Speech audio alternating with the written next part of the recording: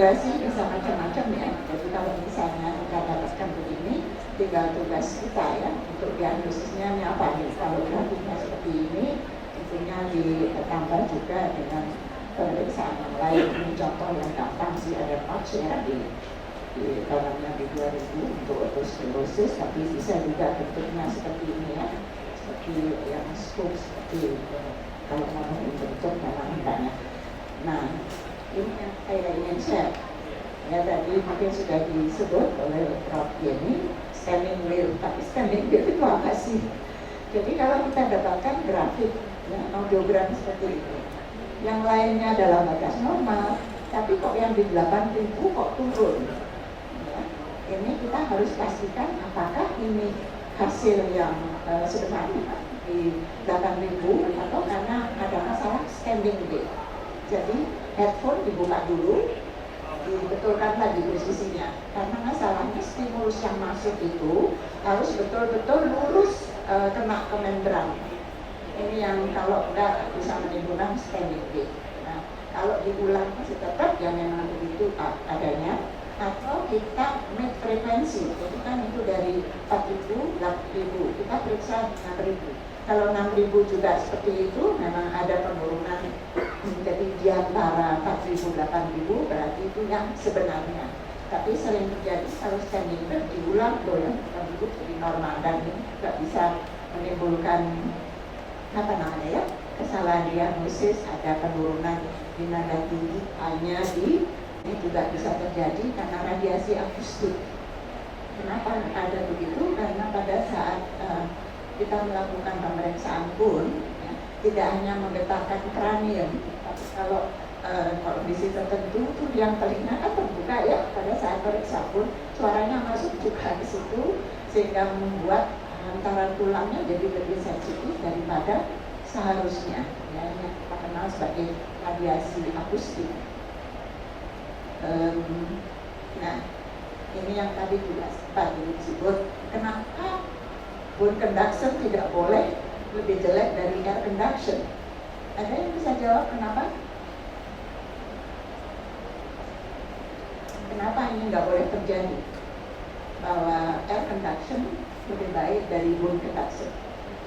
Itu bisa karena masalah kalibrasi ya. Karena kan intinya kalau kita periksa bone ya, sebetulnya dia langsung ke cochlea kan ya.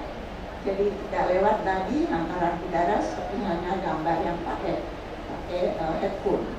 Sehingga dalam hal ini misalnya pada kasus ini kita periksa hantaran udara ya, kita dapatkan di situ sekitar berapa jelasnya nggak bisa baca 20 desibel ya.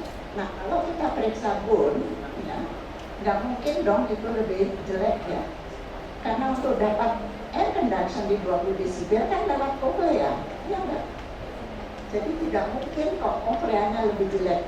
Kalau cochleanya jelek, kita tidak akan bisa mendapatkan hasil yang betul. Jadi intinya kalau memang ada masalah di cochlea, hantaran udaranya akan ngikut.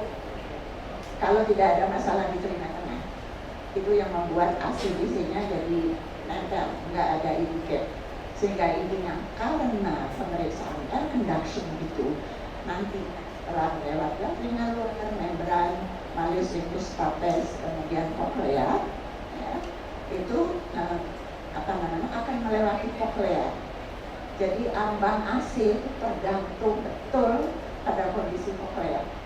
Jadi nggak mungkin cochlea itu jadi lebih jelek dari hantaran udara, karena untuk dapat hantaran udara lewat cochlea itu jawabannya. Jadi kalau ada ujian ditanyakan, nggak mungkin ya, selain masalah kalibrasi ya, masalahnya karena untuk mencapai ke situ, untuk dapat hasil itu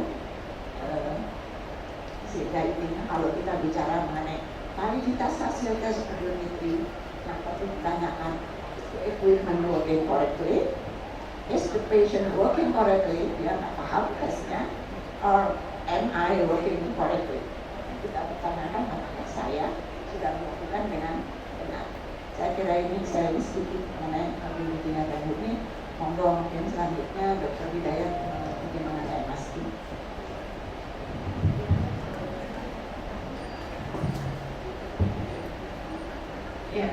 Terima kasih Dr. Siti Faisa atas tips-tipsnya tadi ya, mungkin beberapa keywordnya ya dok. Jangan lupa kalau misalnya yang tadi yang jelas-jelas ya, bahwa air conduction itu tidak mungkin di atasnya bone conduction, karena sebenarnya ya tadi ya, jadi bone conduction itu air conduction adalah nilai yang seharusnya ditangkap cochlea ketika dia sudah melewati proses amplifikasi. Jadi pasti dia akan sama sesuai dengan kalau misalnya dihantarkan langsung ke cochlea. Artinya ya maksimalnya sama dengan bone conduction. Nah itu tadi juga ya dok, juga perlu diingat juga kalau tiba-tiba di bone conductionnya kayak normal tapi kok lebih tinggi dibandingkan air conductionnya. Tadi ya dok, suara dari bone itu kadang-kadang bisa juga selain dia ngasih respon ke bone, kemudian dia bisa juga radiasi atau lewat hantaran udara sehingga kesannya lebih tinggi. Padahal ya sebenarnya ada radiasi, selain dia nyalur ke udara juga. Nah itu mungkin posisi-posisi harus dibetulkan juga. Seperti itu ya dokter ya mungkin ya dok.